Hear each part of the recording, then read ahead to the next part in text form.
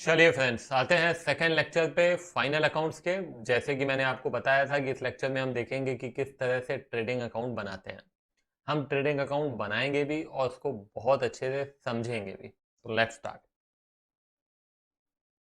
यहाँ पे आप देख सकते हैं ट्रेडिंग अकाउंट में ये जो क्रेडिट साइड है, ये जो क्रेडिट साइड आप देख रहे हैं, इसमें आपको क्या मिलेगा? इनकम मिलेगी। इनकम मतलब ये है आपकी सेल। सेल में से हम क्या करते हैं? सेल्स रिटर्न यहीं पे घटा देते हैं। ठीक है। हालांकि एक और तरीका होता है कि ये सेल्स रिटर्न को आप डेबिट साइड लिख दें। घटाने की बजाय उसे ऑपोजिट साइड में लिख देना भी एक तरीका होता है, मगर बेटर है कि आप इसी अप्रोच के साथ चलें। ठीक है। सेल में से क्या कर देंगे? सेल्स रिटर्न घटा देंगे। फिर आइए, ये क्लोजिंग स्टॉक। क्लोजिंग स्टॉक भी सेल के साथ ही नीचे लिखा जाता है। ठीक है। ये जो आप देख रहे हैं ग्रॉस लॉस, ये या तो ग्रॉस लॉस रहेगा, ये या तो ग्रॉस प्रॉफिट रहेगा। दोनों में से एक ही चीज यहाँ पे रहेगी, या तो प्रॉफिट या तो लॉस। दोनों एक साथ अपीयर होने वाले नहीं है, इसलिए मैं यहाँ पे एस्ट्रिक लगा रहा हूँ। ठीक है। तो ये सेल हो गया। सेल में से सेल्स रिटर्न माइनस करना है। सेल्स रिटर्न को हम और क्या कहते हैं? Return inwards. काफी स्टूडेंट्स गलती कर देते हैं यहाँ पे कि इसमें से रिटर्न आउटवर्ड्स माइनस कर देते हैं और परचेस में से रिटर्न इनवर्ड्स माइनस कर देते हैं। ठीक है। तो you have to be bit careful. जब भी आप सेल्स में से माइनस करें तो 5 सेकंड रुक जाएं, कंफर्म कर लें कि रिटर्न इनवर्ड्स क्या होता है, रिटर्न आउटवर्ड्स क्या होता है। अगर सेल्स रिटर्न लिखा रहता है तो वहां पे तो कंफ्यूजन नहीं रहता स्टूडेंट्स को, मगर जहां पे रिटर्न इनवर्ड्स और रिटर्न आउटवर्ड्स लिखा रहता है तो वहां पे स्टूडेंट्स क्या हो जाते हैं? कंफ्यूज हो जाते हैं। ठीक है। तो मैं आपको बता रहा हूं कि कहां कहां गलती होती है। अब आइए टू ओपनिंग स्टॉक। ठीक है। अच्छा, ये क्लोजिंग स्टॉक जो है ना, आमतौर पे आपको ट्रायल बैलेंस के बाहर ही दिया रहेगा, तो उसमें आपको कुछ परेशान होने की जरूरत नहीं है। ठीक है। उसके बाद आइए, ये ओपनिंग स्टॉक, ये आपका डेबिट साइड में रहता है। फिर परचेज में से परचेज रिटर्न माइनस कर दिया, इसमें भी कोई दिक्कत नहीं है। वेजेस लिखा होगा या वेजेस एंड सैलरी लिखा होगा, दोनों इधर आएगा। सैलरी नहीं, वेजेस एंड सैलरी एक साथ होगा। ऐसा नहीं कि वेजेस अलग है सैलरी अलग है तो आपने लिख दिया वेजेस एंड सैलरी, नहीं। क्वेश्चन में अगर वेजेस एंड सैलरी दिया है तो इधर आएगा, वेजेस दिया है तो इधर आएगा, सैलरी रहेगा तो P&L में जाएगा। कैरेज इनवर्ड है, कार्टेज इनवर्ड है, फ्रेट इनवर्ड है, फ्रेट इनवर्ड भी लिख दीजिएगा इसमें। ऑक्ट्रॉय है, कस्टम ड्यूटी है, इंपोर्ट ड्यूटी है। ठीक है ना। इसके अलावा और क्या है? चलो मैं लिख देता हूं यहाँ पे। टू पावर है। ठीक है। To coal, gas and water. ठीक है। और क्या? टू इम्पोर्ट ड्यूटी, है ना। तो लगभग लगभग यही अकाउंट्स रहते हैं जो कि आपके डायरेक्ट एक्सपेंस हेड में आते हैं। ठीक है। तो ये हो गया आपका ट्रेडिंग अकाउंट। तो अब हम एक काम करेंगे, इस ट्रेडिंग अकाउंट के इक्वेशंस भी देखेंगे। ठीक है। इक्वेशंस कैसे, मैं आपको बता रहा हूं। देखिए, ट्रेडिंग अकाउंट में से हम क्या फाइंड कर रहे हैं? थोड़ा सा दिमाग लगाइएगा, थोड़ा सा दिमाग यहाँ पे लगेगा ही लगेगा। ट्रेडिंग अकाउंट में से हम डिटरमाइन कर रहे हैं ग्रॉस प्रॉफिट। ठीक है। जैसे कि मैंने आपको एग्जांपल दिया था पिछली क्लास में, अभी फिर से मैं बता देता हूँ। मैंने 50 रुपए के गुड्स खरीदे और 60 रुपए में बेचे। तो मैंने खरीदा और फिर मैंने बेच दिया। मेरा डायरेक्ट एक्सपेंस, मेरी डायरेक्ट इनकम, दोनों को कंपेयर किया। 50 का खरीदा, 60 में बेचा। कितने का प्रॉफिट हुआ? 10 रुपए का। ये 10 रुपए क्या है? Gross profit. ठीक है। Gross profit is equal to, क्या किया अपन ने? 60 सेल थी, माइनस मैंने कितने के गुड्स बेचे। कितने के, कितने के गुड्स कितने में बेचे। देखो, ध्यान देना, मेरे पास चाहे कितने के भी गुड्स हो। मैं आपको एग्जांपल देता हूं। मान लीजिए कि मेरे पास 1,000 रुपए के गुड्स हैं। ठीक है। मैंने क्या किया, इस 1,000 में से 50 रुपए के गुड्स 60 रुपए में बेच दिए। तो प्रॉफिट मेरा क्या होगा? प्रॉफिट होगा मेरा 10। आई बात समझ में? ठीक है ना। बाकी 950 के गुड्स मेरे पास अभी भी रखे हैं, वो मैंने नहीं बेचे हैं। ठीक है, तो ये जीपी आपका कितना हुआ 10। अभी समझने की कोशिश करना। तो मेरे पास 1000 रुपए के गुड्स थे, अगर मैं ट्रेडिंग अकाउंट बनाऊंगा तो यहाँ पे क्या लिखते हैं, ओपनिंग स्टॉक। तो मैंने ओपनिंग स्टॉक मेरे पास था, मैंने खरीदा मान लो कुछ भी नहीं इस साल, 1000 का मेरे पास स्टॉक था। मैंने 50 रुपए के गुड्स कितने में बेच दिए, 60 में, तो 60 मैंने यहाँ पे सेल लिख दी। अब 1000 रुपए के गुड्स थे, 50 रुपए के बेच दिए, तो बाकी बचे कितने, 950, जिसको मैं कहता हूं क्लोजिंग स्टॉक, 950। ठीक है, 950 प्लस 60 कितना हो गया, 1010। 1010 माइनस 1000, दैट इज 10। तो 10 इज द जीपी। आधी बात समझ में। तो यही आपने अभी क्या किया, ये आपका ट्रेडिंग अकाउंट है, मगर यहाँ पे आपने ऐसे ही फाइन कर लिया। कैसे फाइन किया, ये आपका क्या है, सेल, और ये है कितने के बेचे, सेल और कितने के बेचे। तो हम लिखेंगे इसको sale minus cost of goods sold. Cost of goods sold, क्या कहा मैंने, कॉस्ट ऑफ गुड्स सोल्ड, कितने के गुड्स बेचे। देखो, GP is equal to cell minus cost of goods sold. आई बात समझ में, क्लियर है। ठीक है, तो ये आपका जीपी का इक्वेशन बन गया। मगर कॉस्ट ऑफ गुड्स सोल्ड कैसे फाइंड करेंगे, ये भी आपको मालूम होना चाहिए। मैंने आपको वैसे तो बता दिया कि भाई 50 रुपए के गुड्स बेचे, जरूरी नहीं है ये लिखा हो। हाँ अच्छा, एक बात बताओ, चलो मान लो कि मेरे पास 500 रुपए के गुड्स थे, 500 के गुड्स थे। ठीक है, अभी मैंने क्या किया, मैंने कोई गुड्स नहीं खरीदे, मैंने बेचे, इन 500 में से कुछ गुड्स बेचे। मैं आपको नहीं बताता हूं कि मैंने कितने के गुड्स बेचे, आपको बताना है कि मैंने कितने के गुड्स बेचे। 500 के गुड्स मेरे पास थे, बेचने के बाद मेरे पास अब 400 के गुड्स बचे हैं। 500 के गुड्स थे, कुछ बेच दिए, बेचने के बाद मेरे पास कितने के गुड्स बचे, 400 के। तो बताओ कि मैंने कितने के गुड्स बेचे।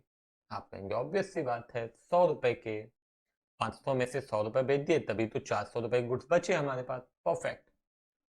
तो चलो अब एक और पूछता हूं मैं, 500 के गुड्स थे और 300 के और खरीदे, कितने हो गए, 800। 500 के थे, 300 के और खरीदे, 500 के थे, that is your opening stock. 300 के और खरीदे, दैट इज परचेजेस, कितना हो गया, 800। अब 800 में से कुछ बेचे, कितने के बेचे मैं नहीं बताता हूं, मगर इतना बता देता हूं कि अब मेरे पास बचे 600 के हैं। तो ऑब्वियस सी बात है, आप कहेंगे कि 200 के गुड्स बेचे। क्यों, क्योंकि 800 के थे और बचे केवल 600, मतलब 200 रुपए के गुड्स हमने बेच दिए। ठीक है, 600 के बेचे तो 200 के गुड्स हमने बेचे, 600 बचे हैं तो 200 बेचे हैं। Getting my point. तो हम यहाँ पे ये जो कॉस्ट ऑफ गुड्स सोल्ड है, ध्यान से सुनना, मैंने क्या किया, ओपनिंग स्टॉक और परचेस, ओपनिंग स्टॉक 500 था, परचेस 300 था, इन दोनों को जोड़ दिया, माइनस क्या किया, क्लोजिंग स्टॉक। तो आपको क्या मिल गया, कॉस्ट ऑफ गुड्स सोल्ड। तो cost of goods sold is equal to opening stock plus purchases. Opening stock plus purchases. थोड़ा भी कंफ्यूजन है बेटा तो लेक्चर को फिर से थोड़ा सा पीछे ले जाना, फिर से सुनना ये बात। Opening stock plus purchases plus direct expenses minus closing stock. Opening stock देखो यहाँ पे, आप जब ट्रेडिंग देखो, sale minus cost of goods sold, ये तो समझ में आ गया आपको। चलो इसको भी अभी रहने दो, आप ऐसे ही समझो।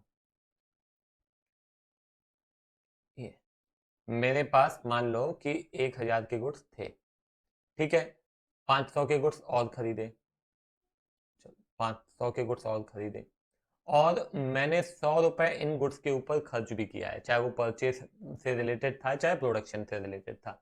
तो मेरा टोटल गुड्स कितने के हो गए, 1000 प्लस 500 प्लस 100, ये भी इसकी कीमत में जोड़ा जाता है, तो हमारे टोटल गुड्स हो गए 1600। अब 1600, ध्यान देना, 1600 में से मैंने कितने के बेचे ये मैं नहीं बताता हूं, मगर मेरे पास 700 रुपए के गुड्स अभी भी रखे हैं। तो 1600 में 700 गुड्स अभी भी रखे हैं, तो बाकी बचे कितने, 900। मतलब ये 900 के गुड्स मैंने बेच दिए, इसको मैं कहता हूं कॉस्ट ऑफ गुड्स सोल्ड। ठीक है, देखो अब आप कहेंगे कि सर ये इक्वेशन क्या है। देखो बेटा, ये इक्वेशन वही है और कुछ नहीं है, समझने की कोशिश करना। एक बार फिर से मैं आपको एग्जांपल से बता रहा हूँ। मान लो कि मेरे पास 500 रुपए के गुड्स थे, प्लस मैंने 500 रुपए के गुड्स खरीदे, प्लस 100 रुपए मैंने खर्च किया, तो मेरे टोटल गुड्स कितने हो जाने चाहिए? 1100 के। 1100 में से अभी मैंने मान लो कि 700 रुपए के गुड्स मेरे पास अभी भी रखे हैं, 1100 में से 700 मेरे पास अभी भी रखे हैं, तो plus cost of goods sold बता सकते हैं क्या कि मैंने कितने के बेचे होंगे? 1100 माइनस 700 दैट इज 400, तो cost of goods sold is equal to 400। तो ये जो आपका इक्वेशन है ना, ये बहुत चीजें डिटरमाइन करने में हमारी मदद करता है। Opening stock, purchases, direct expenses, closing stock, cost of goods sold, कुछ भी पूछा जा सकता है। मैं अब एक काम करता हूँ, 2-3 क्वेश्चन आपसे पूछता हूँ, आप मेरे को बताइए। मान लीजिए कि ओपनिंग स्टॉक है, और थोड़ा दिमाग भी लगाइए, है ना, केवल फॉर्मूला बेस्ड मत हो जाइए। यहाँ पे ओपनिंग स्टॉक है 5000, मेरे पास 5000 का स्टॉक था, परचेज किया 2000, ठीक है, और डायरेक्ट एक्सपेंसेस हैं 1000, ठीक है, और मैं कहता हूँ कि क्लोजिंग स्टॉक है 1500। तो बताइए कि हमने कितने के गुड्स बेचे। तो सिंपल है, इक्वेशन में भी पुट कर सकते हो, ऐसे भी थोड़ा दिमाग लगा सकते हो, दोनों चीजें कर सकते हो। 5000 थे, 2000 के और खरीदे 7, और एक्सपेंस हो गए 8। 8000 के गुड्स हमारे पास होने चाहिए इंक्लूडिंग डायरेक्ट एक्सपेंस, उसमें उसकी कीमत में जुड़ जाता है। तो 8000, मगर हैं कितने? 1500, तो इसका मतलब है कितने के बेचे? 6500 के बेचे। आई बात समझ में क्लियर है? हम्म, चलो एक और पूछता हूं मैं आपसे। चलो, ओपनिंग स्टॉक है 800, ठीक है, परचेज है 1300, डायरेक्ट एक्सपेंस कुछ नहीं है, और कॉस्ट ऑफ गुड्स सोल्ड है 600। Find closing stock. तो हमारे पास 800 के गुड्स थे, 1300 के और खरीदे, मतलब 2100 के गुड्स होने चाहिए, मगर हमने कितने के बेच दिए? इसमें से 2100 में से 600 बेच दिए, तो 600 बेच दो, बाकी बचा कितना? 1500। तो 1500 क्या है? Closing stock. उसी तरीके से कुछ भी पूछा जा सकता है, X Y Z, opening stock, purchases, कुछ भी। क्लियर है? तो ये आपका इक्वेशन बहुत काम का है। क्लियर है ये बात? ठीक है, चलो अब एक और नया टर्म है, adjusted purchase. Adjusted purchase cost of goods sold का छोटा भाई है। कॉस्ट ऑफ गुड्स सोल्ड का छोटा भाई है, इसका मतलब क्या हुआ? देखो, अभी हम कॉस्ट ऑफ गुड्स सोल्ड का फॉर्मूला क्या लिख रहे हैं? Cost of goods sold is equal to opening stock, ठीक है, प्लस परचेजेस, है ना, purchases, net purchases, one and the same thing here, plus direct expenses minus closing stock. ये आपका कॉस्ट ऑफ गुड्स सोल्ड है। एडजस्टेड परचेस में केवल एक छोटा सा डिफरेंस है, वो है डायरेक्ट एक्सपेंसेस। एडजस्टेड परचेस में डायरेक्ट एक्सपेंसेस कंसिडर नहीं करते हैं, ठीक है, तो ये आपको ध्यान रखना है। अब देखो क्वेश्चन कैसा पूछा जा सकता है वो मैं आपको बता रहा हूँ। मान लो कि क्वेश्चन ऐसा दिया होगा कि ओपनिंग स्टॉक है 5000, ठीक है, परचेजेस है 3500, ठीक है, और एक काम करो, एडजस्टेड परचेस ले लेते हैं। एडजस्टेड परचेजेस है 3500, ठीक है, ओपनिंग स्टॉक को जाने दो, ठीक है, और डायरेक्ट एक्सपेंस दिया हुआ है इज इक्वल टू 1500, ठीक है, closing stock is equal to 500, ठीक है, sales is equal to 8000। Find gross profit. थोड़ा सा दिमाग लगाइए, लेक्चर को यहीं पे पॉज कर दो, आंसर एक बार डिटरमाइन करने की कोशिश करो, और नहीं बनता है, कंटिन्यू तो वैसे भी करोगे, तो चेक करो कि आंसर सही आया है आपका कि नहीं आया है। देखो यहाँ पे आपको मालूम है कि जीपी फाइंड करना है, तो GP is equal to sales minus cost of goods sold. ठीक है, यहाँ पे आपको क्या चाहिए, कॉस्ट ऑफ गुड्स सोल्ड चाहिए। एडजस्टेड परचेज दिया हुआ है, what is the difference between adjusted purchase and cost of goods sold? केवल एक डिफरेंस है कि कॉस्ट ऑफ गुड्स सोल्ड में डायरेक्ट एक्सपेंस होता है, एडजस्टेड परचेज में नहीं होता है। इसका मतलब है कि यदि एडजस्टेड परचेज में डायरेक्ट एक्सपेंस जोड़ देंगे तो क्या आ जाएगा, कॉस्ट ऑफ गुड्स सोल्ड आ जाएगा। समझ में आ रही बात क्या कह रहा हूं, मैं रिपीट कर रहा हूं। एडजस्टेड परचेज में डायरेक्ट एक्सपेंस जोड़ दो तो क्या मिल जाएगा आपको, कॉस्ट ऑफ गुड्स सोल्ड।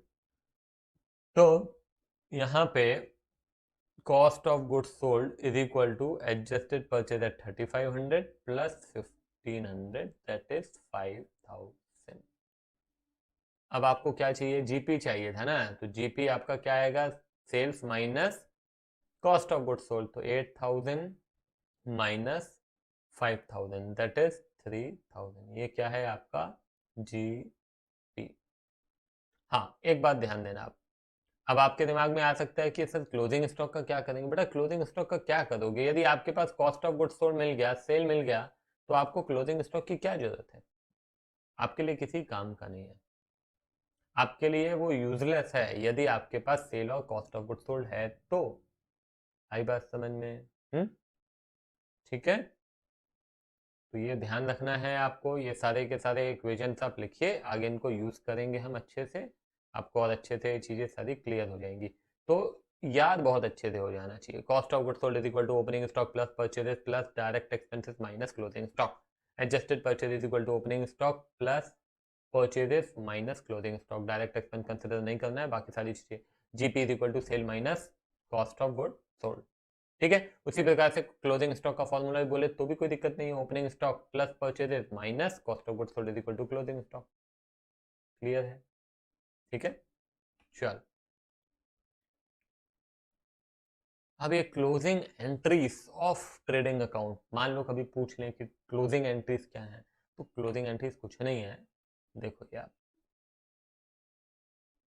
ये जो आपका लेजर है ना, ये उसी की हम जर्नल एंट्रीज बना रहे हैं और कुछ नहीं है। ट्रेडिंग अकाउंट किस तरह से था हमारा, ये ट्रेडिंग अकाउंट था, ठीक है, ये ट्रेडिंग अकाउंट। डेबिट साइड में क्या क्या लिखा था, टू ओपनिंग स्टॉक, है ना, to purchases, to direct expenses, ठीक है, by sales, by closing stock, ये सब लिखा था ना। तो trading account debit to opening stock to purchases to direct expenses, है ना, sale to trading, closing stock to trading, ये क्या है, इनको हम कहते हैं क्लोजिंग एंट्रीज। ठीक है, इन केस एग्जाम में आपसे पूछा जाए तो आपको बनना चाहिए, इनको कहते हैं हम क्या, क्लोजिंग एंट्रीज। ओपनिंग एंट्रीज मालूम है किसको कहते हैं? ओपनिंग एंट्रीज जब हम नया साल शुरू करते हैं ना, तो बैलेंस शीट जो रहेगी, उस बैलेंस शीट में से अगले साल पूरी एंट्रीज बनती हैं, एसेट्स को डेबिट करते हैं, लायबिलिटीज एंड कैपिटल को क्रेडिट करते हैं, उसे हम कहते हैं ओपनिंग एंट्रीज, और ये कहलाती है आपकी क्लोजिंग एंट्री। जिस प्रकार से आप ये ट्रेडिंग की क्लोजिंग एंट्री देख रहे हैं, उसी प्रकार से प्रॉफिट एंड लॉस अकाउंट की भी क्लोजिंग एंट्रीज पास की जाती हैं। ठीक है, चल अब एक काम करते हैं, हम कुछ क्वेश्चंस करके देखते हैं। देखो यहाँ पे प्रिपेयर द ट्रेडिंग अकाउंट बनाना है ना, सब आपको मालूम है अभी क्या करना है यहाँ पे। एक सेकेंड, ओपनिंग स्टॉक किधर आता है, ओपनिंग स्टॉक किधर आता है ना, मालूम है। फॉर्मेट अगर नहीं देखा, एक बार अच्छे से देख लीजिए, खुद से अच्छे से बनाइए, खुद से एक बार देख के खुद से बनाओ। परचेजेस को भी डेबिट में लिखा जाता है, ठीक है।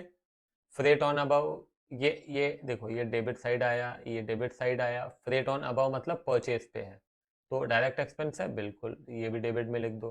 क्लोजिंग स्टॉक किधर लिखते हैं, इधर लिखते हैं क्रेडिट में। सेल्स किधर लिखते हैं, क्रेडिट में, ठीक है। ये सेलिंग एक्सपेंस आएगा क्या, ये नहीं आएगा बेटा, ये आपका P&L में आता है, ये ध्यान रखना है, ठीक है। सेलिंग एक्सपेंस, क्योंकि आपको मालूम है ट्रेडिंग में क्या आता है, ट्रेडिंग में आता है आपके डायरेक्ट एक्सपेंस जो परचेज और प्रोडक्शन से रिलेटेड है। तो ये परचेजेस हो गया, उसके बाद है फ्रेट 5000, ठीक है, closing stock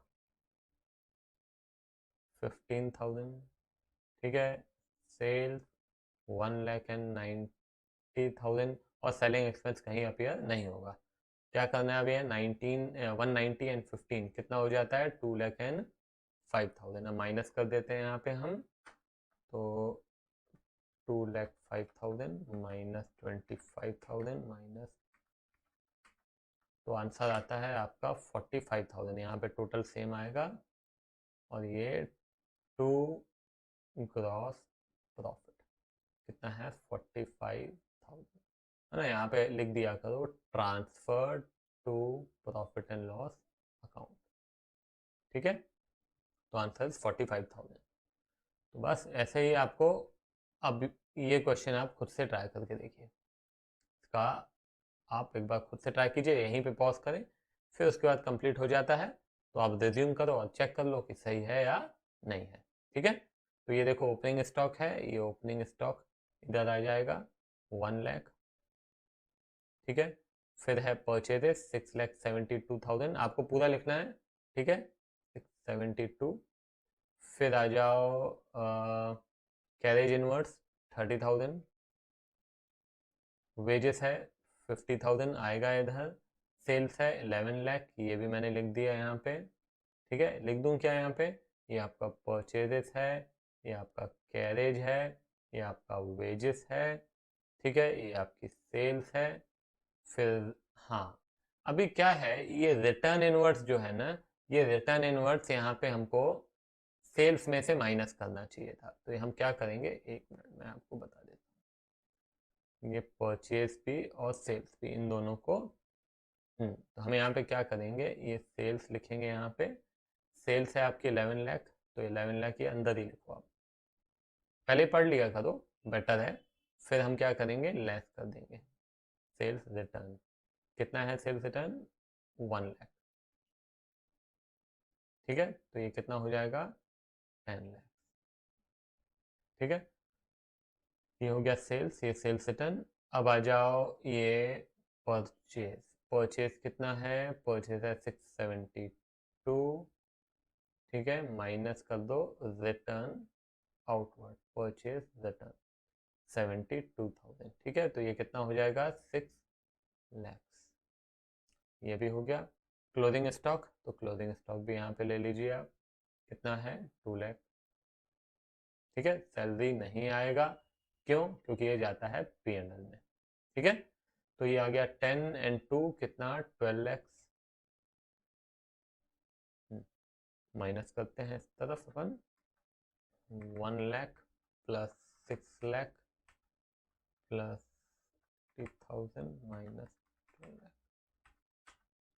4 lakh and 20,000, 4 lakh 20,000 is your gross profit, ये टोटल हो गया आपका 12 लाख, ठीक है। ये आपका तैयार हो गया ट्रेडिंग अकाउंट। ये किधर जाएगा GP, transfer to P&L account, ठीक है, क्लियर है। चलो फाइंड द जीपी, जीपी बता सकते हैं क्या, एडजस्टेड परचेज दिया है, फ्रेट दिया है, क्लोजिंग स्टॉक दिया है, सेल दिया है, सेलिंग एक्सपेंस दिया है। बेटा याद होगा आपको, अभी अभी हमने देखा था GP is equal to cell minus cost of goods sold, ठीक है। Cost of goods sold is equal to, ये देखो, adjusted purchase plus freight, freight मतलब डायरेक्ट एक्सपेंस है, फ्रेट ऑन अबाउट, ठीक है ना, और कुछ तो है नहीं डायरेक्ट एक्सपेंस में। तो ये 75,000 प्लस 5,000, ये हो गया कितना 80,000, ठीक है। तो ये जीपी इज इक्वल टू, है ना, सेल कितना दिया हुआ है हमारा, सेल है 1,20,000 minus cost of goods sold आपका हो गया 80,000, कितना हो गया ये 40,000। अब आपके मन में सवाल आ सकता है कि इसका क्या करेंगे, इसका क्या करेंगे। बेटा क्लोजिंग स्टॉक का क्या करेंगे? जब आपको कॉस्ट ऑफ गुड सोल्ड आपको मिल गया तो और सेल मिल गया तो इसके अलावा आपको किसी चीज की जरूरत है नहीं फॉर डिटरमाइनिंग द जीपी, है ना। और ये सेलिंग एक्सपेंस भी अभी हमारे काम का नहीं है, बिकॉज ये तो इनडायरेक्ट एक्सपेंस है, तो ये तो पी में आएगा। क्लियर है? चलो, तो आंसर इज 40,000।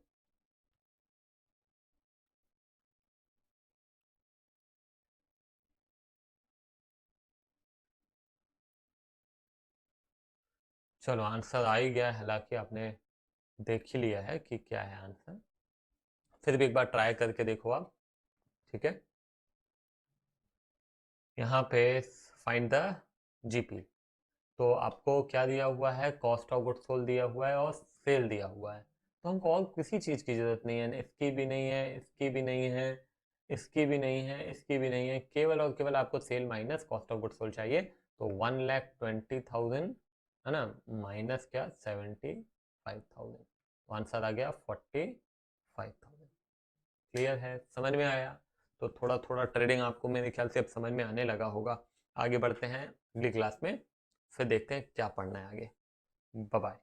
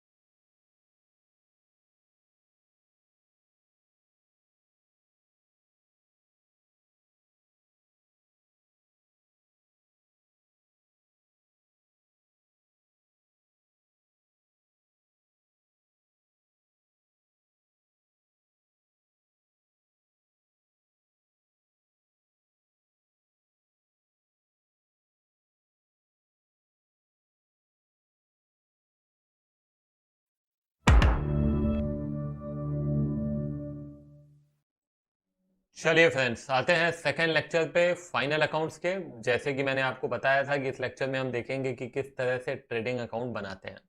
हम ट्रेडिंग अकाउंट बनाएंगे भी और उसको बहुत अच्छे से समझेंगे भी। तो लेट्स स्टार्ट। यहाँ पे आप देख सकते हैं ट्रेडिंग अकाउंट में ये जो क्रेडिट साइड है, ये जो क्रेडिट साइड आप देख रहे हैं, इसमें आपको क्या मिलेगा? इनकम मिलेगी। इनकम मतलब ये है आपकी सेल। सेल में से हम क्या करते हैं? सेल्स रिटर्न यहीं पे घटा देते हैं। ठीक है। हालांकि एक और तरीका होता है कि ये सेल्स रिटर्न को आप डेबिट साइड लिख दें। घटाने की बजाय उसे ऑपोजिट साइड में लिख देना भी एक तरीका होता है, मगर बेटर है कि आप इसी अप्रोच के साथ चलें। ठीक है। सेल में से क्या कर देंगे? सेल्स रिटर्न घटा देंगे। फिर आइए, ये क्लोजिंग स्टॉक। क्लोजिंग स्टॉक भी सेल के साथ ही नीचे लिखा जाता है। ठीक है। ये जो आप देख रहे हैं ग्रॉस लॉस, ये या तो ग्रॉस लॉस रहेगा, ये या तो ग्रॉस प्रॉफिट रहेगा। दोनों में से एक ही चीज यहाँ पे रहेगी, या तो प्रॉफिट या तो लॉस। दोनों एक साथ अपीयर होने वाले नहीं है, इसलिए मैं यहाँ पे एस्ट्रिक लगा रहा हूँ। ठीक है। तो ये सेल हो गया। सेल में से सेल्स रिटर्न माइनस करना है। सेल्स रिटर्न को हम और क्या कहते हैं? Return inwards. काफी स्टूडेंट्स गलती कर देते हैं यहाँ पे कि इसमें से रिटर्न आउटवर्ड्स माइनस कर देते हैं और परचेस में से रिटर्न इनवर्ड्स माइनस कर देते हैं। ठीक है। तो you have to be bit careful. जब भी आप सेल्स में से माइनस करें तो 5 सेकंड रुक जाएं, कंफर्म कर लें कि रिटर्न इनवर्ड्स क्या होता है, रिटर्न आउटवर्ड्स क्या होता है। अगर सेल्स रिटर्न लिखा रहता है तो वहां पे तो कंफ्यूजन नहीं रहता स्टूडेंट्स को, मगर जहां पे रिटर्न इनवर्ड्स और रिटर्न आउटवर्ड्स लिखा रहता है तो वहां पे स्टूडेंट्स क्या हो जाते हैं? कंफ्यूज हो जाते हैं।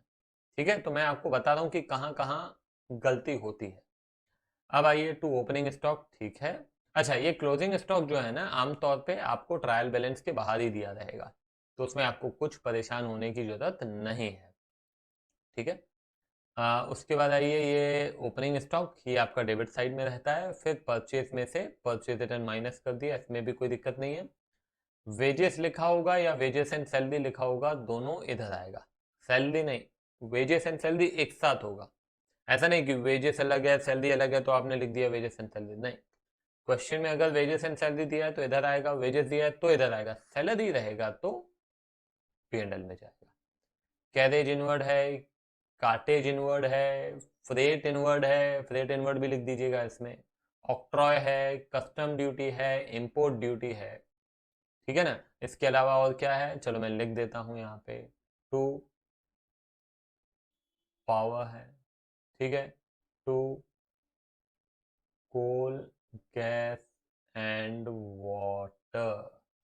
ठीक है। और क्या? टू इम्पोर्ट ड्यूटी, है ना। तो लगभग लगभग यही अकाउंट्स रहते हैं जो कि आपके डायरेक्ट एक्सपेंस हेड में आते हैं। ठीक है। तो ये हो गया आपका ट्रेडिंग अकाउंट। तो अब हम एक काम करेंगे, इस ट्रेडिंग अकाउंट के इक्वेशंस भी देखेंगे। ठीक है। इक्वेशंस कैसे, मैं आपको बता रहा हूं। देखिए, ट्रेडिंग अकाउंट में से हम क्या फाइंड कर रहे हैं? थोड़ा सा दिमाग लगाइएगा, थोड़ा सा दिमाग यहाँ पे लगेगा ही लगेगा। ट्रेडिंग अकाउंट में से हम डिटरमाइन कर रहे हैं ग्रॉस प्रॉफिट। ठीक है। जैसे कि मैंने आपको एग्जांपल दिया था पिछली क्लास में, अभी फिर से मैं बता देता हूँ। मैंने 50 रुपए के गुड्स खरीदे और 60 रुपए में बेचे। तो मैंने खरीदा और फिर मैंने बेच दिया। मेरा डायरेक्ट एक्सपेंस, मेरी डायरेक्ट इनकम, दोनों को कंपेयर किया। 50 का खरीदा, 60 में बेचा, कितने का प्रॉफिट हुआ? 10 रुपए का। ये 10 रुपए क्या है? Gross profit. ठीक है। Gross profit is equal to, क्या किया अपन ने? 60 सेल थी माइनस मैंने कितने के गुड्स बेचे।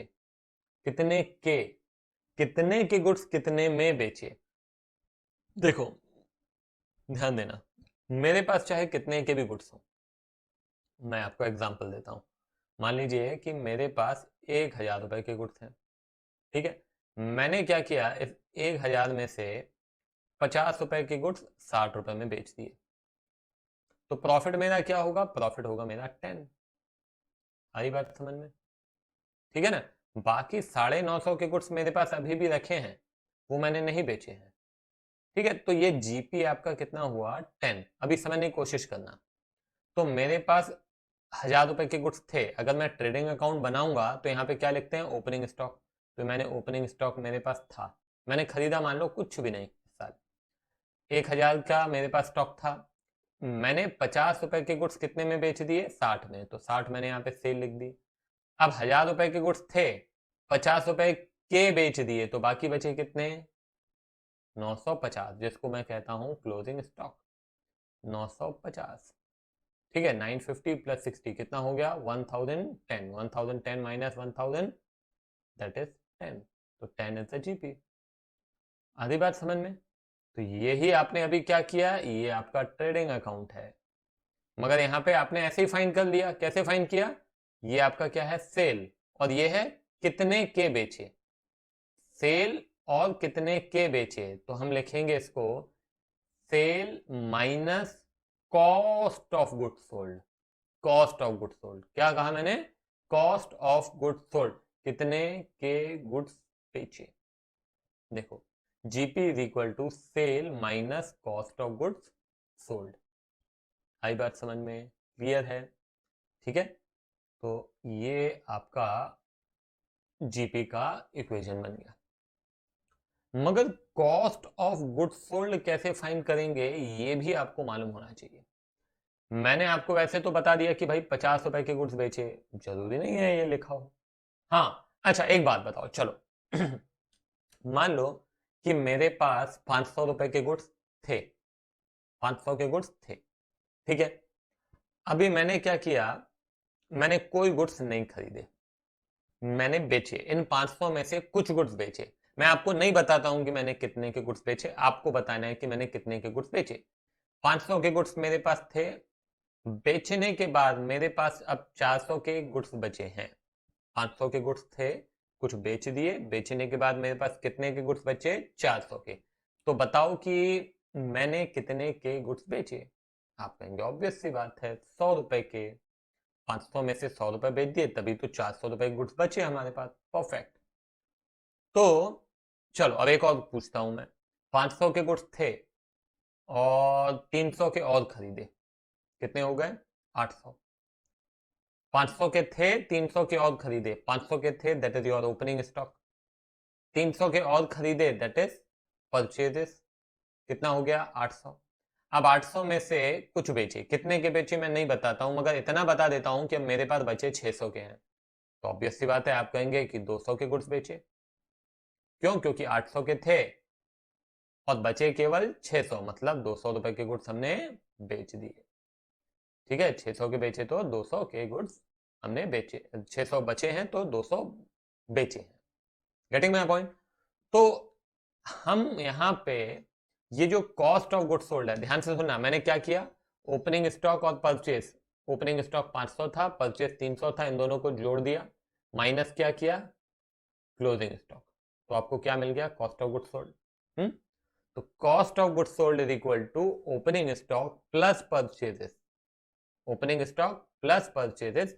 थोड़ा भी कंफ्यूजन है बेटा तो लेक्चर को फिर से थोड़ा सा पीछे ले जाना, फिर से सुनना ये बात।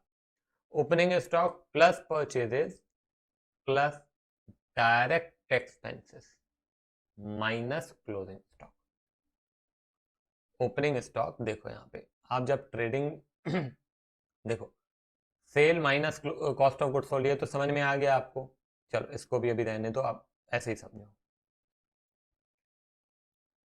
ये मेरे पास मान लो कि 1000 के गुड्स थे, ठीक है, 500 के गुड्स और खरीदे, चलो 500 के गुड्स और खरीदे, और मैंने 100 रुपए इन गुड्स के ऊपर खर्च भी किया है, चाहे वो परचेस से रिलेटेड था चाहे प्रोडक्शन से रिलेटेड था।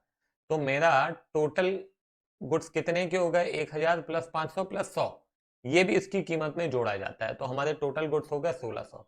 अब 1600, ध्यान देना, 1600 में से मैंने कितने के बेचे ये मैं नहीं बताता हूं, मगर मेरे पास 700 रुपए के गुड्स अभी भी रखे हैं, तो 1600 में 700 गुड्स अभी भी रखे हैं, तो बाकी बचे कितने, 900।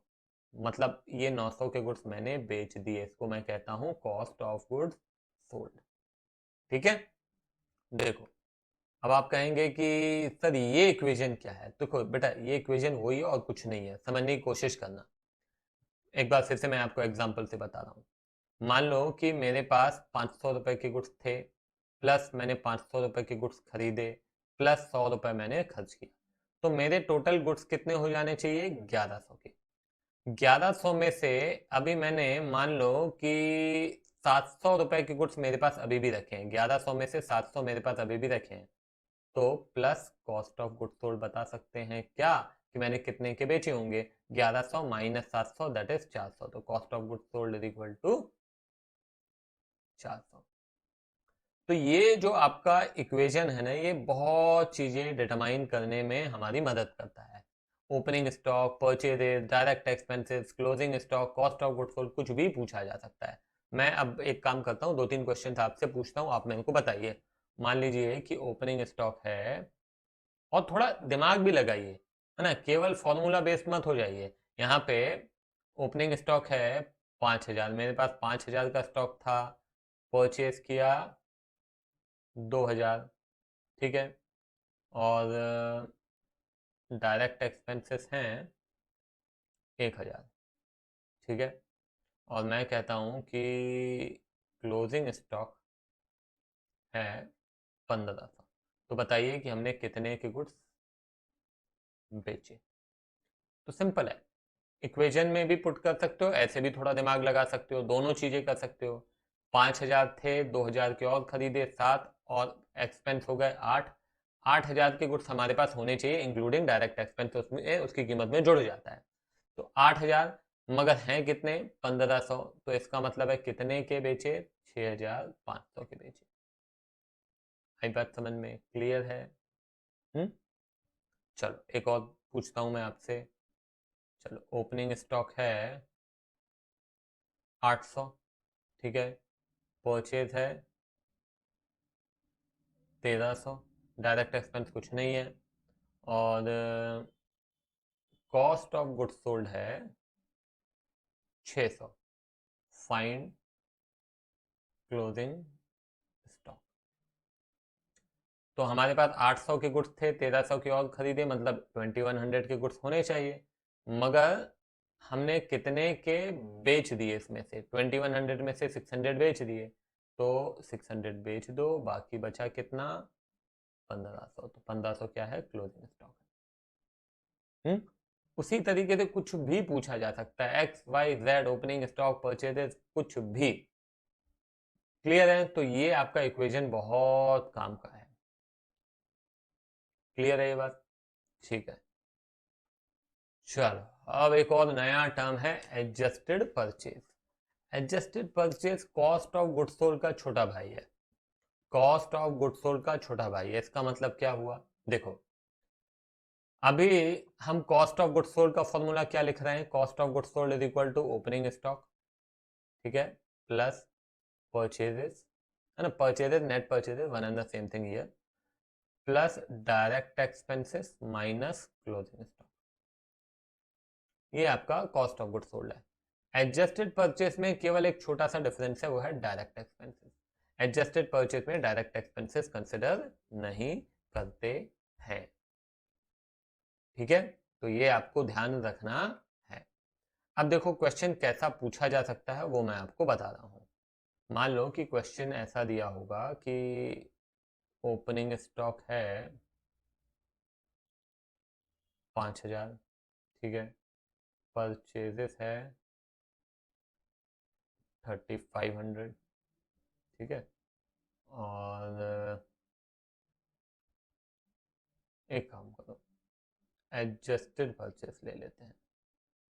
एडजस्टेड परचेजेस है 3500, ठीक है, ओपनिंग स्टॉक को जाने दो, ठीक है, और डायरेक्ट एक्सपेंस दिया हुआ है इज इक्वल टू 1500, ठीक है, closing stock is equal to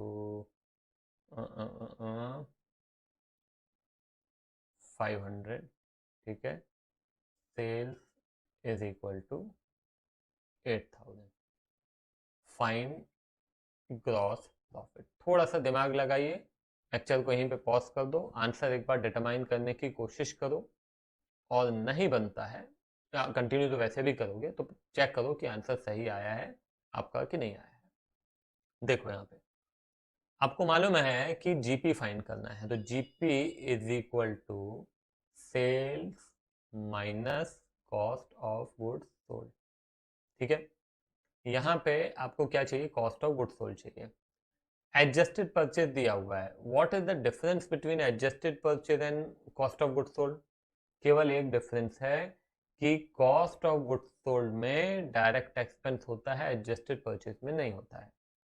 इसका मतलब है कि यदि एडजस्टेड परचेज में डायरेक्ट एक्सपेंस जोड़ देंगे तो क्या आ जाएगा, कॉस्ट ऑफ गुड्स सोल्ड आ जाएगा। समझ में आ रही बात क्या कह रहा हूं, मैं रिपीट कर रहा हूं। एडजस्टेड परचेज में डायरेक्ट एक्सपेंस जोड़ दो तो क्या मिल जाएगा आपको, कॉस्ट ऑफ गुड्स सोल्ड। तो यहाँ पे cost of goods sold is equal to adjusted purchase at 3500 plus 1500, that is 5000। अब आपको क्या चाहिए, जीपी चाहिए था ना, तो जीपी आपका क्या आएगा, sales minus cost of goods sold, तो 8000 माइनस 5000, दैट इज 3000। ये क्या है आपका जीपी। हाँ, एक बात ध्यान देना आप, अब आपके दिमाग में आ सकता है कि सर क्लोजिंग स्टॉक का क्या करेंगे। बेटा क्लोजिंग स्टॉक का क्या करोगे, यदि आपके पास कॉस्ट ऑफ गुड्स सोल्ड मिल गया, सेल मिल गया, तो आपको क्लोजिंग स्टॉक की क्या जरूरत है, आपके लिए किसी काम का नहीं है, आपके लिए वो यूजलेस है। यदि आपके पास सेल और कॉस्ट ऑफ गुड्स सोल्ड है तो। आई बात समझ में?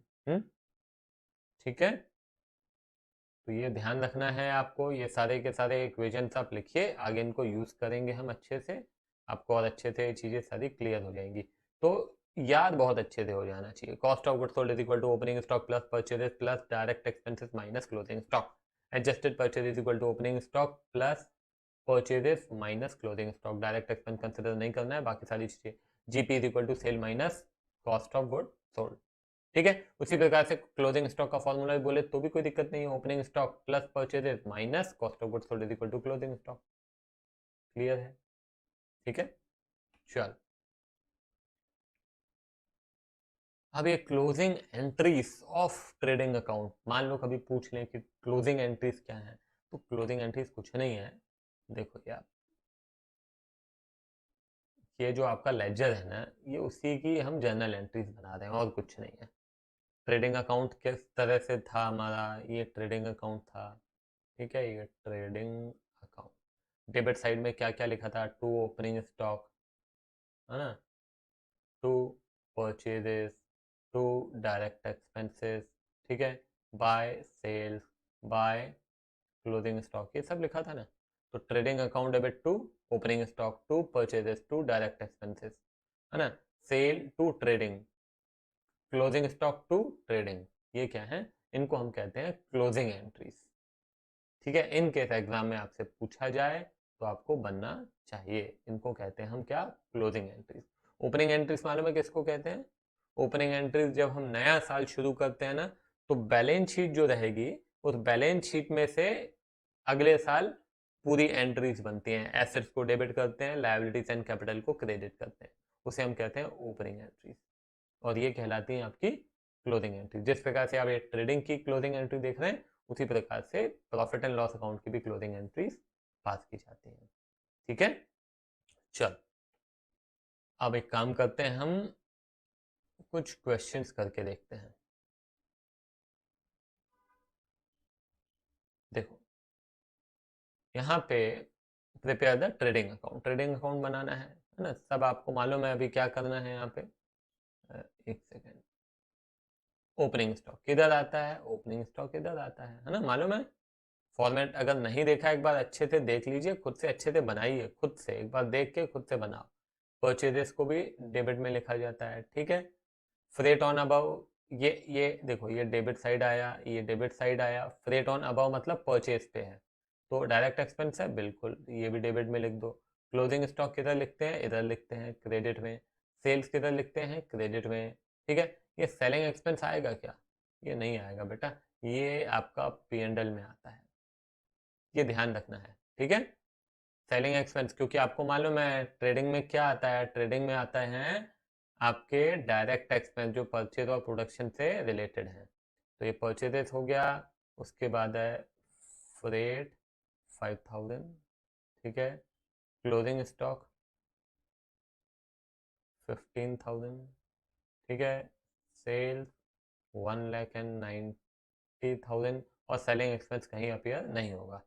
क्या करना है अभी है 190 एंड 15 कितना हो जाता है 2,05,000। अब माइनस कर देते हैं यहाँ पे हम, तो 2,05,000 माइनस 25,000 माइनस, तो आंसर आता है आपका 45,000। यहाँ पे टोटल सेम आएगा और ये टू ग्रॉस प्रॉफिट कितना है 45,000, है ना। यहाँ पे लिख दिया करो transfer to profit and loss account, ठीक है। तो आंसर 45,000। तो बस ऐसे ही आपको, अब ये क्वेश्चन आप खुद से ट्राई करके देखिए, इसका आप एक बार खुद से ट्राई कीजिए, यहीं पे पॉज करें, फिर उसके बाद कंप्लीट हो जाता है तो आप रिज्यूम करो और चेक कर लो कि सही है या नहीं है, ठीक है। तो ये देखो ओपनिंग स्टॉक है, ये ओपनिंग स्टॉक इधर आ जाएगा 1 लाख, ठीक है। फिर है परचेजेस 6,72,000, आपको पूरा लिखना है, ठीक है, 672। फिर आ जाओ कैरेज इनवर्ड्स 30,000, वेजेस है 50,000 आएगा इधर, सेल्स है 11 लाख, ये भी मैंने लिख दिया यहाँ पे, ठीक है। लिख दूँ क्या यहाँ पे, ये आपका परचेजेस है, ये आपका कैरेज है, ये आपका वेजेस है, ठीक है, ये आपकी सेल्स है। फिर हाँ, अभी क्या है ये रिटर्न इनवर्ड्स जो है ना, ये रिटर्न इनवर्ड्स यहाँ पे हमको सेल्स में से माइनस करना चाहिए था। तो ये हम क्या करेंगे, एक मिनट मैं आपको बता देता हूँ, ये परचेज भी और सेल्स भी इन दोनों को, तो हम यहाँ पे क्या करेंगे, ये सेल्स लिखेंगे यहाँ पे, सेल्स है आपकी 11 लाख, तो 11 लाख ये अंदर ही लिखो आप, पहले पढ़ लिया करो बेटर है। फिर हम क्या करेंगे, लेस कर देंगे सेल्स रिटर्न, कितना है सेल्स रिटर्न 1 लाख, ठीक है। तो ये कितना हो जाएगा 10 लाख, ठीक है। ये हो गया सेल्स, ये सेल्स रिटर्न। अब आ जाओ ये परचेज, परचेज कितना है, परचेज है 672, ठीक है, माइनस कर दो रिटर्न आउटवर्ड, परचेज रिटर्न 72,000, ठीक है। तो ये कितना हो जाएगा 6 लैक्स, ये भी हो गया। क्लोजिंग स्टॉक, तो क्लोजिंग स्टॉक भी यहाँ पे ले लीजिए आप, कितना है 2 लाख, ठीक है। सैलरी नहीं आएगा, क्यों, क्योंकि ये जाता है P&L में, ठीक है। तो ये आ गया 10 एंड 2 कितना 12 लैक्स,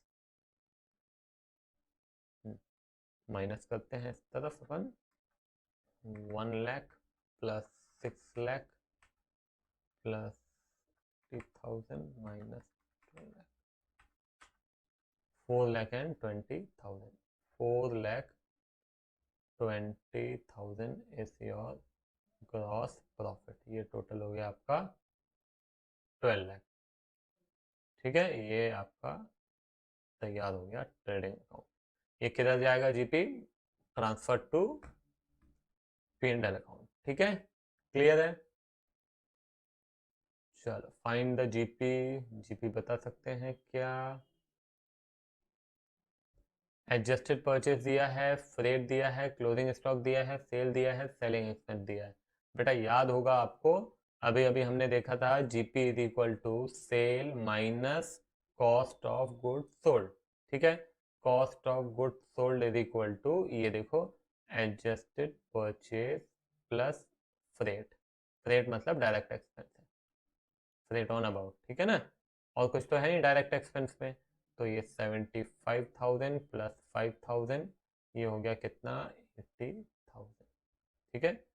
तो ये जीपी इज इक्वल टू, है ना, सेल कितना दिया हुआ है हमारा, सेल है 1,20,000 minus cost of goods sold आपका हो गया 80,000, कितना हो गया ये 40,000। अब आपके मन में सवाल आ सकता है कि इसका क्या करेंगे, इसका क्या करेंगे। बेटा क्लोजिंग स्टॉक का क्या करेंगे?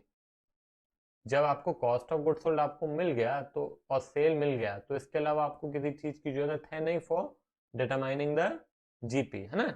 और ये सेलिंग एक्सपेंस भी अभी हमारे काम का नहीं है, बिकॉज ये तो इनडायरेक्ट एक्सपेंस है, तो ये तो P&L में आएगा। क्लियर है? चलो, तो आंसर इज 40,000।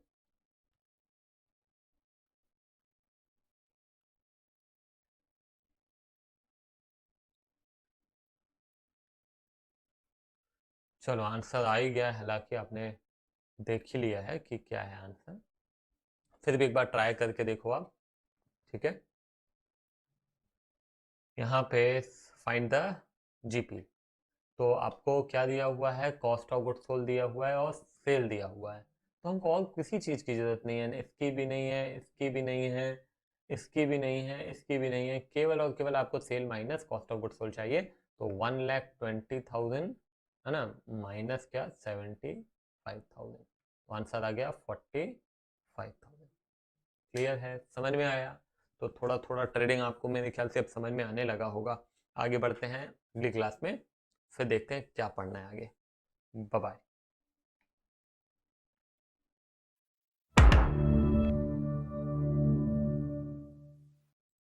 हेलो फ्रेंड्स, कैसे हैं आप सब?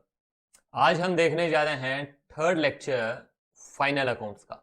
फाइनल अकाउंट्स या फिर इसको हम कहते हैं financial statement of a sole proprietorship firm.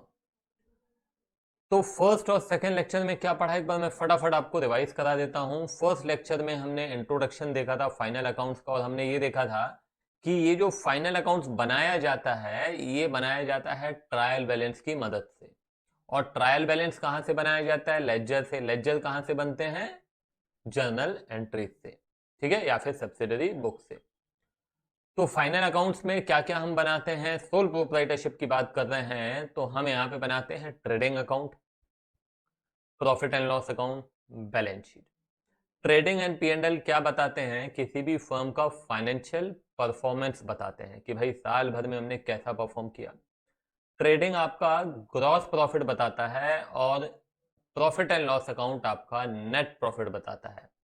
और बैलेंस शीट आपकी फाइनेंशियल पोजीशन बताती है कि आपकी स्थिति है क्या, आपके पास कितने एसेट्स हैं, आपके पास कितनी लायबिलिटीज हैं, आपका कितना कैपिटल है, ये सारी चीजें बताता है, ठीक है।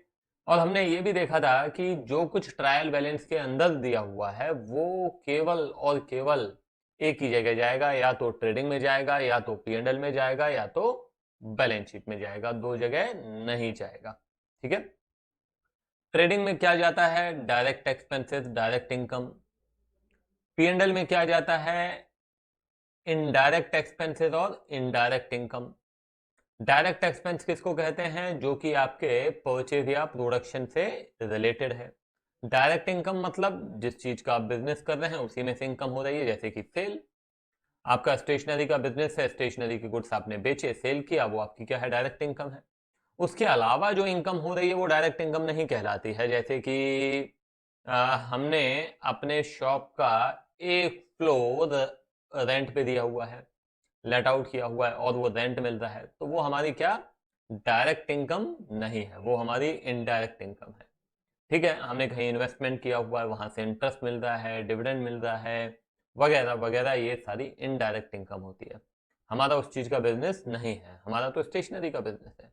तो स्टेशनरी में से जो इनकम हो रही है that is our direct income. Otherwise उसके अलावा जो कुछ भी इनकम होगी वो इनडायरेक्ट इनकम होगी। उसी प्रकार से एक्सपेंसेस में भी है, मैंने आपको बताया परचेज और प्रोडक्शन से रिलेटेड है तो डायरेक्ट है, अदरवाइज इनडायरेक्ट है। सेकेंड लेक्चर में हमने देखा था कि किस प्रकार से हम ट्रेडिंग अकाउंट बनाते हैं। बड़ा सिंपल सा फॉर्मेट है। डेबिट साइड में डायरेक्ट एक्सपेंसेस लिखे जाते हैं और क्रेडिट साइड में डायरेक्ट इनकम। साथ ही साथ आपको ध्यान होगा क्रेडिट साइड में क्लोजिंग स्टॉक लिखा जाता है और डेबिट साइड में ओपनिंग स्टॉक भी लिखा जाता है, ठीक है। और हमने कुछ बड़े ही सिंपल से बेसिक से क्वेश्चंस किए थे और कुछ इक्वेशंस भी बनाए थे इस ट्रेडिंग अकाउंट के, आपको याद होना चाहिए बहुत अच्छे से, है ना। Opening stock plus purchases plus direct expenses is equal to cost of goods sold plus closing stock. ये बहुत ही इंपॉर्टेंट इक्वेशन है। इसका इस्तेमाल अक्सर जब तक आप अकाउंटिंग कर रहे हैं कहीं ना कहीं किसी न किसी चैप्टर में होता रहेगा, ठीक है। तो ये ध्यान रखिएगा, ये इंपॉर्टेंट है, ये बिल्कुल कंठस्थ हो जाना चाहिए, बहुत अच्छे से याद हो जाना चाहिए, है ना। इसको इस तरीके से भी पूछा जा सकता है कि भाई कॉस्ट ऑफ गुड्स सोल्ड का फॉर्मूला बताओ, तो opening stock plus purchases plus direct expenses minus closing stock, that is your cost of goods sold. ठीक है, ये आपको ध्यान रखना है। हाँ, तो इसी प्रकार से एडजस्टेड परचेज भी हमने देखा था। What is the difference between adjusted purchase and cost of goods sold? The only difference is direct expense. Adjusted purchase में डायरेक्ट एक्सपेंस नहीं होता है, कॉस्ट ऑफ गुड्स सोल्ड में डायरेक्ट एक्सपेंस को कंसिडर करके फाइन किया जाता है ना। That is the only difference. तो ये सारी चीजें बहुत अच्छे से याद होनी चाहिए। फिर हमने क्या किया था कि कुछ बेसिक क्वेश्चंस भी देख लिए थे। केवल और केवल वो क्वेश्चंस हमने आपकी अंडरस्टैंडिंग, ट्रेडिंग अकाउंट के प्रति जो अंडरस्टैंडिंग है उसको डेवलप करने के लिए किया था। ठीक है, तो आज के इस लेक्चर में भी हम प्रॉफिट एंड लॉस को समझेंगे और इसके कुछ बेसिक क्वेश्चंस देखेंगे, ताकि इस प्रॉफिट एंड लॉस को लेकर, trading and profit and loss को लेकर आपकी अंडरस्टैंडिंग डेवलप होनी चाहिए। फिर हम आएंगे क्वेश्चंस पे, कवर करेंगे हम, अच्छे क्वेश्चंस कवर करेंगे जिसमें ट्रेडिंग, P&L, बैलेंस शीट सब बनाया जाएगा। मगर फिलहाल इस लेक्चर में क्या देखना है? P&L। तो आपका पूरा का पूरा focus P&L as well as trading, क्योंकि ट्रेडिंग P&L क्या होता है, कनेक्टेड ही होते हैं। पहले ट्रेडिंग बनेगा फिर P&L बनेगा। ठीक है, तो हम अभी पहले एक बार P&L समझते हैं, फिर कुछ क्वेश्चन देखेंगे, कुछ ट्रेडिंग के भी क्वेश्चन देखेंगे, ताकि आपका पिछले लेक्चर का भी थोड़ा रिवीजन हो जाना चाहिए। और फिर हमें क्वेश्चन देखेंगे जिसमें कि ट्रेडिंग और P&L दोनों बनाया गया है। ठीक है, तो लेट्स स्टार्ट। तो P&L में हम क्या लिखते हैं? तो P&L में सबसे पहली बात, तो जो आपने ग्रॉस प्रॉफिट फाइंड किया कहां से? ट्रेडिंग अकाउंट से, उसको उठा के यहां पे P&L में लाया जाता है। किधर लाया जाता है, डेबिट साइड में कि क्रेडिट साइड में? तो बड़ा सिंपल है, ग्रॉस प्रॉफिट आपके प्रॉफिट ऑब्वियस सी बात है ना। तो ये इनकम साइड में आएगा। किधर आएगा? इनकम साइड में। इनकम मतलब क्रेडिट साइड। तो क्रेडिट साइड में हमने क्या लिख दिया, आपकी पूरी की पूरी इनकम हो जाएगी और ग्रॉस प्रॉफिट रहेगा। और डेबिट साइड में क्या रहेंगे? आपके एक्सपेंसेस। एक्सपेंसेस जो आप लिख चुके हैं ट्रेडिंग में, उनको छोड़कर बाकी सारे के सारे एक्सपेंसेस किधर आ जाते हैं? P&L में आ जाते हैं। इट इज वेरी सिंपल, है ना। उसी प्रकार से जो कोई इनकम आपने लिखी है ट्रेडिंग में, उसको छोड़ के बाकी सारी इनकम किधर आ जाएगी? P&L में। तो ट्रेडिंग में हालांकि आप एक ही इनकम लिखते हैं सेल्स, और दूसरा आप लिखते हैं closing stock. That is not your income, but वो इनकम की तरफ लिखा जाता है। ठीक है, और फिर उसके बाद जो कुछ बचेगा वो P&L में आएगा। ठीक है, तो मैं एक बार फॉर्मेट आपको दिखा देता हूं। ये देखिए, अच्छे से देखिए। हाँ, ये जो लिस्ट आप देख रहे हैं एक्सपेंसेस की या इनकम की भी मैं बात करूं, तो ये कंप्लीट लिस्ट नहीं है। इसके अलावा बिजनेस के अंदर तो पचासों प्रकार के एक्सपेंसेस हो सकते हैं, सैकड़ों प्रकार के एक्सपेंसेस हो सकते हैं। तो सारे हम यहाँ लिख नहीं सकते हैं, है ना। मगर इतना आपको क्लियर हो जाना चाहिए कि हाँ, ट्रेडिंग में क्या आता है? डायरेक्ट आता है। परचेज और प्रोडक्शन से रिलेटेड बाकी सारा का सारा इधर आएगा, है ना। तो वो मेरे ख्याल से कोई दिक्कत वाली बात नहीं है। इतनी बड़ी लिस्ट हम यहाँ पे लिख भी नहीं सकते हैं। हालांकि आपको वही गिने चुने अकाउंट्स रहते हैं जो कि पूछे जाते हैं, तो मेरे को नहीं लगता उसमें कहीं दिक्कत जाएगी आपको। देखिए यहाँ पे सैलरी एंड वेजेस, तो जैसे कि मैंने पहले भी चर्चा की थी कि वेजेस एंड सैलरी होगा या केवल वेजेस होगा तो किधर आएगा? ट्रेडिंग में। मगर केवल सैलरी हो या सैलरी एंड वेजेस हो तो किधर आएगा? P&L में, है ना। ये बात ध्यान रखनी है। तो ये आपका सैलरी एंड वेजेस हो गया। उसके बाद आ जाइए रेंट एंड टैक्सेस। ठीक है, insurance premium, repairs and maintenance, depreciation, audit fee, ठीक है, carriage outward, commission to salesman, travel expenses, bad debt, discount allowed. इसके अलावा भी मैंने बताया ना बहुत सारे, जैसे एडवर्टीजमेंट है, ये एक्सपेंस आ सकता है। और इलेक्ट्रिसिटी बिल लिखा है, नहीं लिखा है तो इलेक्ट्रिसिटी बिल आ सकता है। तो बहुत सारे एक्सपेंसेस होते हैं, तो वो इसे यहाँ पे हम लिख सकते हैं। ठीक है, उसके अलावा भी ये मैंने जैसे कि बताया कि ग्रॉस प्रॉफिट कहाँ से लेके आए हम, ट्रेडिंग में जितना भी हमारा ग्रॉस प्रॉफिट आया वो हम यहाँ पे लिख देते हैं। फिर उसके बाद जो दूसरी इनकम है, इनडायरेक्ट इनकम है, वो लिखी जाती है। ये डिस्काउंट मिला है, कमीशन मिली है, ये प्रॉफिट हुआ है, ये रेंट मिला है। ठीक है ना। तो ये सारे के सारे क्या होगा? हमारे इनडायरेक्ट इनकम। तो बेटा इस फॉर्मेट को आप बना लीजिए ताकि हम आगे बढ़ें और कुछ क्वेश्चंस भी देखें। ठीक है, तो चाहें तो आप इसको यहीं पे पॉज कर सकते हैं और फिर उसके बाद आप इसको नोट डाउन करें और फिर आगे बढ़ें। ठीक है, चल, तो आप लोगों ने नोट डाउन कर ही लिया होगा। यहाँ पे देखो ये इक्वेशन बना है नेट प्रॉफिट का, जिस प्रकार से पिछले लेक्चर में हमने ग्रॉस प्रॉफिट का एक इक्वेशन देखा था, gross profit is equal to cell minus cost of good sold, उसी प्रकार से नेट प्रॉफिट का भी इक्वेशन है gross profit plus other income minus indirect expenses. ठीक है, ग्रॉस प्रॉफिट आप देखिए इस तरह से, यहाँ देखिए ग्रॉस प्रॉफिट है प्लस ये अदर इनकम हो गई माइनस इनडायरेक्ट एक्सपेंसेस, है ना, gross profit plus other income minus indirect expenses. तो ये हो गया आपका नेट प्रॉफिट। अच्छा, अभी यहाँ पे हालांकि मैंने लिखा नहीं है, तो ये जो gross, if the credit side is more than the debit side, so we call it what, net profit, net profit. ठीक है, नहीं तो अगर ये ज्यादा होगा, मैं एस्ट्रिक लगा दे रहा हूं ये, बाय नेट लॉस। ठीक है, ये एस्ट्रिक क्यों लगा है, या तो ये रहेगा या तो ये रहेगा, दोनों नहीं रह सकते हैं, या तो प्रॉफिट होगा या तो लॉस होगा। अच्छा, ये प्रॉफिट जो होगा ये किधर जाएगा, ये बेटा क्या होता है, आप लोगों ने अकाउंटिंग इक्वेशन शायद पढ़ा होगा, तो अकाउंटिंग इक्वेशन में आपने देखा होगा कि जो प्रॉफिट है वो किधर चला जाता है, आपका कैपिटल प्रॉफिट होने से बढ़ जाता है, और जैसे ही लॉस होता है तो उससे आपका कैपिटल कम हो जाता है ना। तो उसी प्रकार से ये नेट प्रॉफिट जो है ना, ये किधर चला जाता है, ये आपके कैपिटल में चला जाता है, क्योंकि ये बिजनेस अल्टीमेटली किसका है, ओनर का है। वो क्यों कर रहा है, वो कमाने के लिए कर रहा है, तो जैसे ही उसका प्रॉफिट होगा ना, उससे उसका कैपिटल क्या हो जाता है, बढ़ जाता है। तो this net profit will be transfer to the capital account, मतलब ये बाकायदा आपकी बैलेंस शीट में जाता है, आपके कैपिटल में जुड़ जाता है, इंक्लूड हो जाता है। ठीक है, तो हम यहाँ पे लिख दे रहा है कि transferred to capital account, transfer to capital, ये same here also, transfer to capital account. ठीक है, तो ये हो गया आपका इक्वेशन। अब हम एक आध दो क्वेश्चन देख लेते हैं। Prepare the trading account of messrs prime products from the following particulars pertaining to the year 56 rupees opening stock purchases return inward sales return outward factory rent wages। चलो, तो एक काम करते हैं, एक मिनट फॉर्मेट में बना लूं।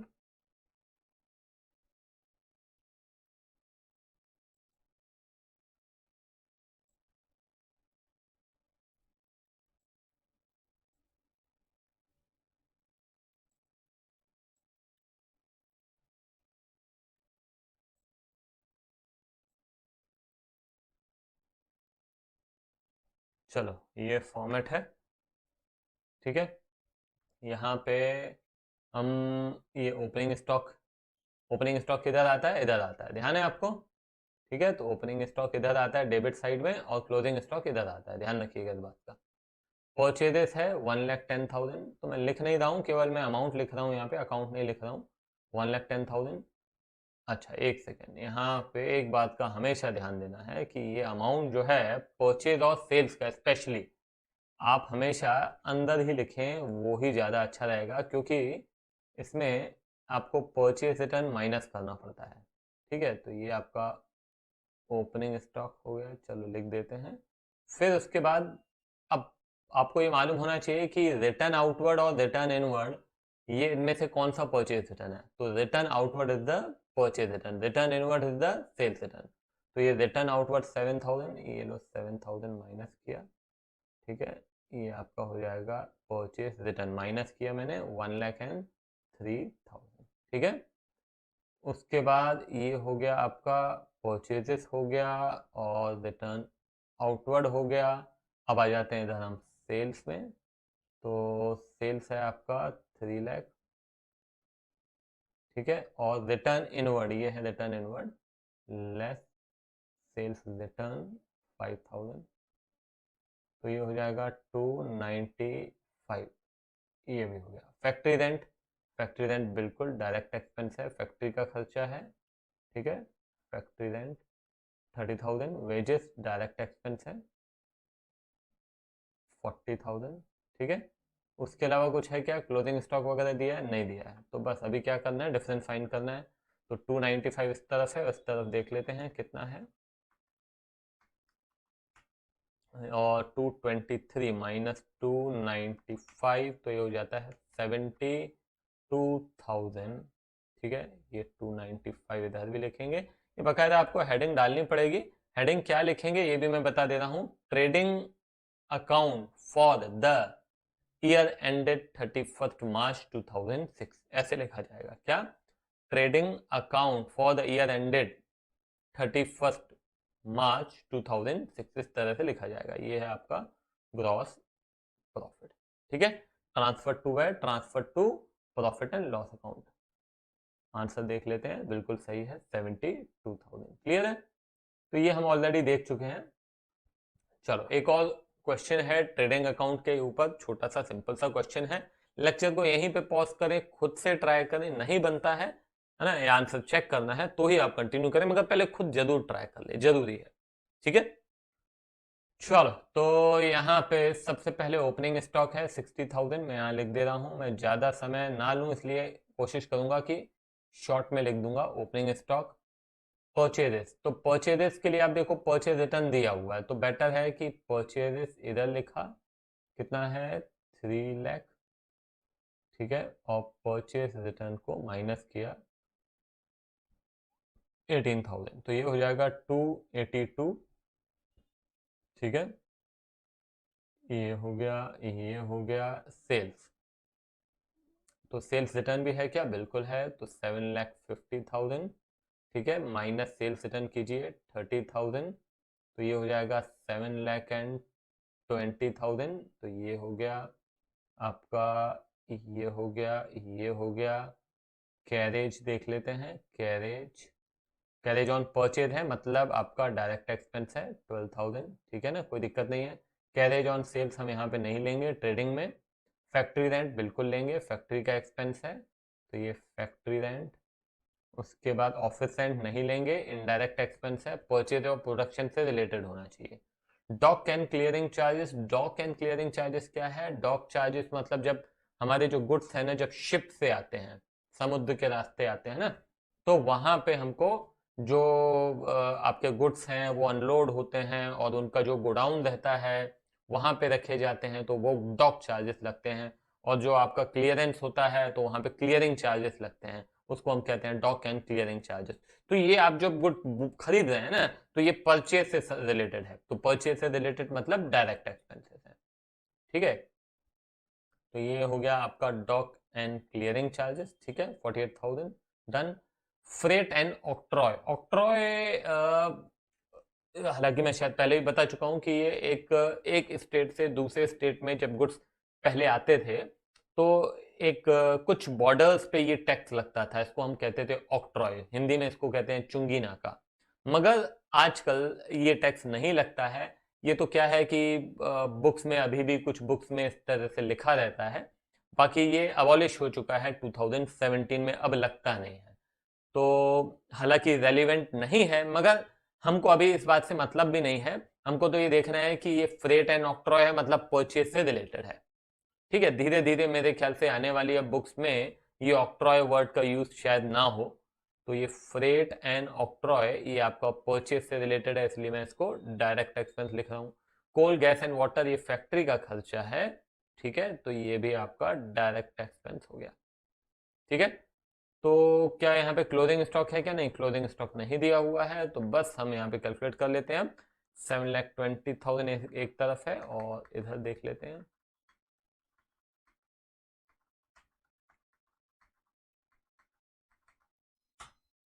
436,500 आ रहा है डेबिट साइड में, तो 283,500 आएगा आपका, 283,500 आएगा आपका GP, transfer to the P and L account, bracket में लिखा जाएगा 283,500, बिल्कुल सही आंसर है। क्या लिखा जाएगा, जीपी ग्रोथ, ये पूरा अच्छे से करेंगे आप। यहाँ पे हेडिंग भी आपको लिखनी है, मैं बता दे रहा हूँ, trading account for the year ended 31 मार्च 2021 इस प्रकार से लिखा जाएगा। ठीक है, हेडिंग हर क्वेश्चन में इसी प्रकार से हेडिंग लिखनी है ना। एग्जाम के अंदर भी ग्रॉस प्रॉफिट जब लिख रहे हैं तो transfer to where, transfer to P&L account, ये सारी चीजों का ध्यान रखना है हमको। ठीक है, चलो अब ये हो गया। अब आइए एक क्वेश्चन पे जिसमें कि हम क्या करेंगे, ट्रेडिंग एंड P&L दोनों बनाएंगे। ठीक है, तो आपको अभी क्या करना है, आपको सीधा सीधा ट्रेडिंग बनाना है और P&L बनाना है। खुद से ट्राई कीजिए, अभी एक बार एक क्वेश्चन आप खुद से ट्राई करें, उसके बाद फिर मैं आपको बताता हूँ। ठीक है, तो सबसे पहले मैं यहाँ पे क्या करूंगा, मैं मार्किंग कर लूंगा। ये prepare the trading and P&L account, ये ओपनिंग स्टॉक है। ठीक है ना, स्टॉक ऑन 1 अप्रैल 2004, मतलब this is your opening stock साल के शुरुआत में। तो ये ओपनिंग स्टॉक किधर आएगा, ये आएगा आपका ट्रेडिंग में। ठीक है, बेड डेट है, बेड डेट आपका डायरेक्ट एक्सपेंस नहीं है, तो क्या हुआ, इनडायरेक्ट हुआ। परचेज ऑफ प्रोडक्शन से रिलेटेड हो तो डायरेक्ट है, नहीं तो नहीं है, तो ये सारा ये P&L में। परचेज आपका ट्रेडिंग में, रेंट आपका बोलिए P&L में, सेल्स आपका ट्रेडिंग में, discount allowed P&L, purchase expense trading, commission paid, commission कोई डायरेक्ट नहीं है। डायरेक्ट आपको मालूम है परचेज प्रोडक्शन, बस बाकी सारा का सारा P&L, salary and wages P&L, sales expenses P&L, advertisement P&L, repairs P&L, closing stock ये ट्रेडिंग में। ठीक है, हाँ अभी ये एक बार बात मैं आपको बता दे रहा हूँ कि ये आपको कोई ट्रायल बैलेंस नहीं दिया हुआ है। ये ट्रायल बैलेंस के अकाउंट्स आपको जरूर दिए हुए हैं, मगर ट्रायल बैलेंस नहीं है। तो आप कंफ्यूज मत होइएगा, क्योंकि एक बार मैं आपको ये बता चुका हूँ कि क्लोजिंग स्टॉक जो है, if it appears in the trial balance, if it appears in the trial balance, it will appear in the balance sheet only, but it is an exceptional case। Exam में ऐसा पूछा जाएगा, इसकी संभावना कम नजर आती है ना। हो सकता है कि आपको कहीं ऐसा क्वेश्चन ही ना मिले जिसमें कि क्लोजिंग स्टॉक जो है वो कहाँ दिया हो, ट्रायल बैलेंस के अंदर दिया हो। मगर ऐसा होगा तो क्या होगा वो मैं आपको बता रहा हूँ। तो ये कोई आपका ट्रायल बैलेंस नहीं है जो आप बोलो कि सर ये आपने ट्रेडिंग लिख दिया, ये तो बैलेंस शीट होना चाहिए था। नहीं, ये कोई ट्रायल बैलेंस नहीं है। अभी तक जो भी हमने देखा है कोई ट्रायल बैलेंस नहीं है। ये सिंपल, केवल हम क्या कर रहे हैं, सिंपल से बेसिक से क्वेश्चन देख रहे हैं आपके कंसेप्ट को क्लियर करने के लिए, अंडरस्टैंडिंग को बढ़ाने के लिए। ठीक है, तो चलिए देखते हैं अब यहाँ पे। तो ट्रेडिंग में सबसे पहले, तो यहाँ पे सबसे पहले आप प्रॉपर हमेशा फॉर्मेट बनाएं। यहाँ पे trading account for the year ended 31 मार्च 2005। ठीक है, उसी प्रकार से यहाँ पे भी लिखना पड़ेगा आपको पूरा। ये आदत में डालिएगा आप, है ना। नहीं अगर लिखेंगे ना तो एग्जाम में फिर आप गलती करेंगे, भूल जाएंगे। तो सबसे पहले ओपनिंग स्टॉक है 8000, ये ओपनिंग स्टॉक है 8000। ठीक है, उसके बाद बेड डेट है, बेड डेट यहाँ पे लिख दे रहा हूँ मैं 1200। ठीक है, फिर उसके बाद है परचेज 22,000। परचेज रिटर्न है क्या कहीं, नहीं, परचेज रिटर्न कहीं भी नहीं है। तो परचेज कितना है, 22,000। एक, दो, तीन, रेंट है 1200, रेंट 1200। ठीक है, सेल्स है 42,000, सेल 42,000। ठीक है, डिस्काउंट अलाउड 600, डिस्काउंट अलाउड इधर आएगा, discount allowed 600। Purchase expense 2500, 2500 purchase से रिलेटेड एक्सपेंस है।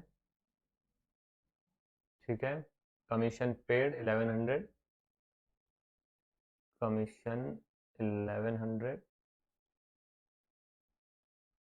Salary and wages 3500, salary and wages, salary and wages 3500, sale expenses 600, 600 sale expense, advertisement 1000, 1000 advertisement. ठीक है, रिपेयर 600, 600 जगह की कमी हो गई यहाँ पे अभी, रिपेयर, ठीक है। क्लोजिंग स्टॉक है 4500, तो ये 4500 हो गया क्लोजिंग स्टॉक, ठीक है। अभी क्या करना है, बस अब वैल्यूज सारी हम पुट कर चुके हैं, तो 42,000 प्लस 4500, इस तरफ का टोटल है 46,500, यहाँ पे कम दिख ही रहा है, तो मैं क्या करूँगा, यहाँ पे टोटल लिख दूंगा 46,500, फिर ये हो गया माइनस 32,500, है ना, इस तरफ का टोटल 32,500 दिख रहा है, तो ये हो गया 14,000 your gross profit, gross profit, ठीक है ना। इसको हम क्या लिखते हैं, transferred to profit and loss account, ठीक है। यहाँ पे आइए, बाय ग्रॉस प्रॉफिट कितना, 14,000, ठीक है, 14,000। अब क्या करना है, अब बस ये माइनस कीजिए इस तरफ का टोटल, 1200 प्लस 1200, 600, 1100, 3500, 600, 1000 प्लस 600, 9800 माइनस 14,000, तो ये 4200 जो है, 4200, 14,200 नहीं है, कंफ्यूज मत होइएगा। तो ये आपका क्या है, नेट प्रॉफिट है, जगह कम है, तो यहाँ पे आप लिख देंगे net profit transfer to capital account. आई बात समझ में, तो क्लियर है यहाँ पे। तो यहाँ तक आपको मेरे ख्याल से कोई दिक्कत नहीं गई होगी, और आगे हम देखेंगे, थोड़े क्वेश्चन स्टार्ट करेंगे, क्योंकि अब मेरे को नहीं लगता है कि आपको कोई दिक्कत आगे जाएगी, क्वेश्चंस करते करते कुछ नए कंसेप्ट हम देखते रहेंगे, ठीक है। चलो मिलते हैं अगले क्वेश्चन में, बाय बाय।